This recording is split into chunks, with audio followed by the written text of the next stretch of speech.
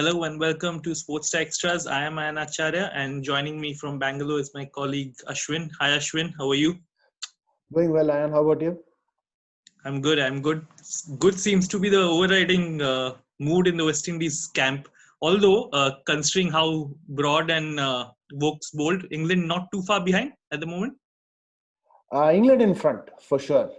I'd Hmm. say if they all they need is about 15 overs tomorrow to bat, Okay. that would leave Hmm. them about 75 overs to bowl West Indies out.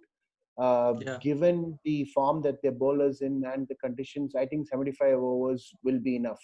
So we're looking at Okay. 15 overs of batting tomorrow. If they score about about 90 odd in those 15 overs, that's Hmm. fairly reasonable. That would send us set a target of about 300 odd. I think West Indies would be pretty much out of the game at that point, and they would have to bat really well to get a draw.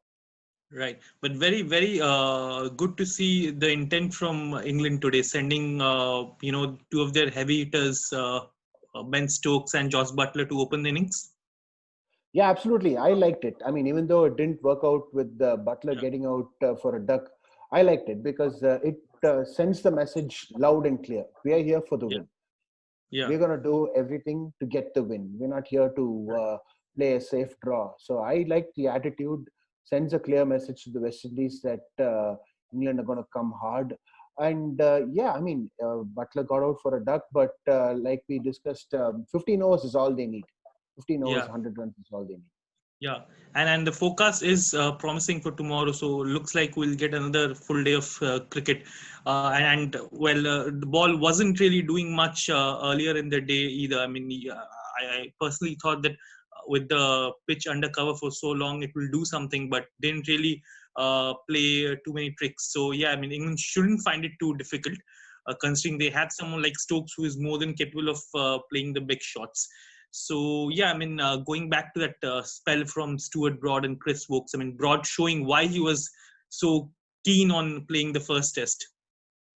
Oh yeah, he I think left nothing to doubt. Showed Yeah, his class today. Showed what England have missed in the yeah, first test because yeah. we kept harping on length right Hmm. from day one. We've been harping on Yeah, length, and yeah, Stuart Broad showed everybody how it's done. Keep it yeah, full, move it in, move it out, yeah, bold, a few edges. I mean, he's the ideal bowler, especially so with the new ball.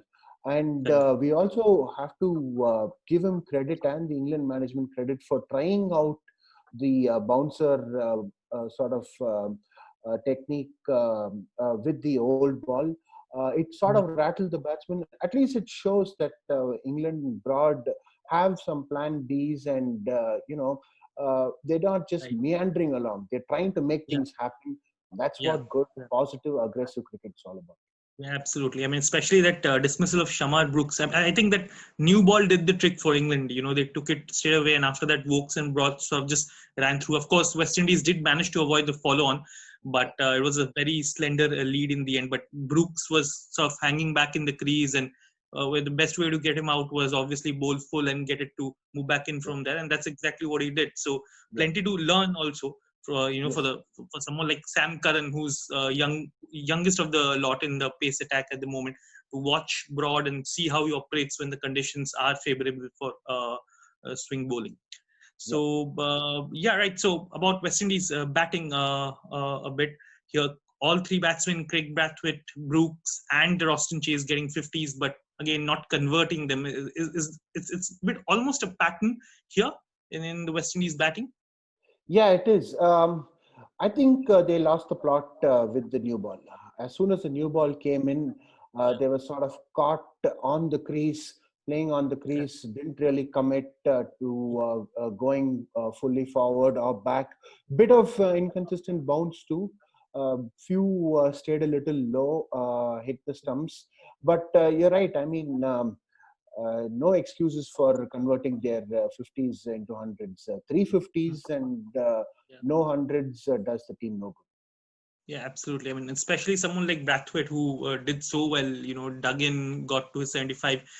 Shy Hope will be a concern for the West Indies, because when his average since that 2017 Headingley Test has been below 25. And if you're a top order batsman in England, you are expected to come good, and more so on day 5, when all eyes will be on these guys. So and Ben Stokes, a word on him again, coming in, getting rid of Brathwaite, finishes. I think he's currently now, after that wicket, the highest wicket taker and highest run getter in Test cricket this year. So exceptional what he can do with both bat and ball. Bat, ball, he can do it all. And we've seen him promoted up the order. Now he's coming into open, in for the big shots. Of course, he couldn't really get it off the middle because there was a bit of spongy bounce there, which leads me to believe that run scoring is not going to be easy at all. Because if somebody like Ben Stokes is unable to time the ball properly, there's not much hope for the rest of them to score freely. So again, going back to the point, I think 300, even though it is very much possible to chase down 375 overs, I think on this pitch, 300 is very, very tough. Right. And Ashwin, before we wrap up, we saw ICC's protocols on use of saliva being, to protect use of saliva, being put into practice today for the first time, with Richard Illingworth and Michael Gough sanitizing the ball. I mean, honestly, I never thought I will see anything like this on a cricket field.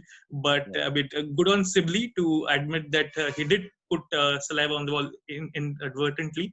So, I mean, your thoughts on that particular moment? This is a new normal. I mean, the earlier the players get used to it, the better.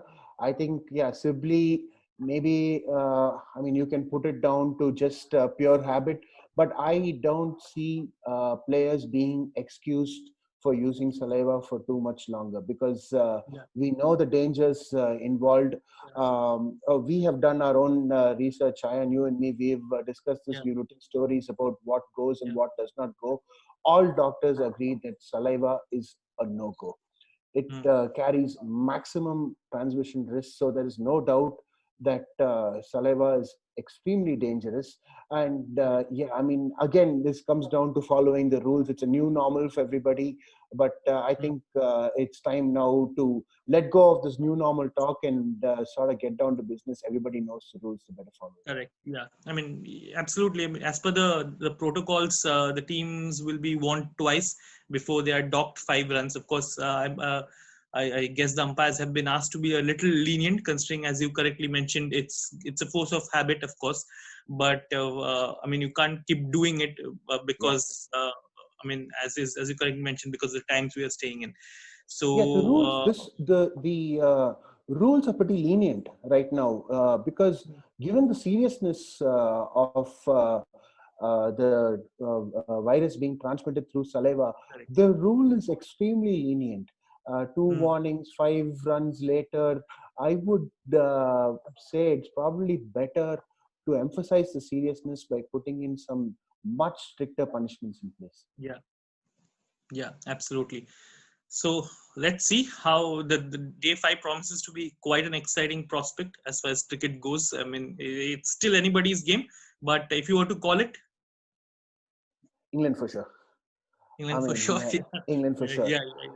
I mean, they're going all out for the win, no doubt about it.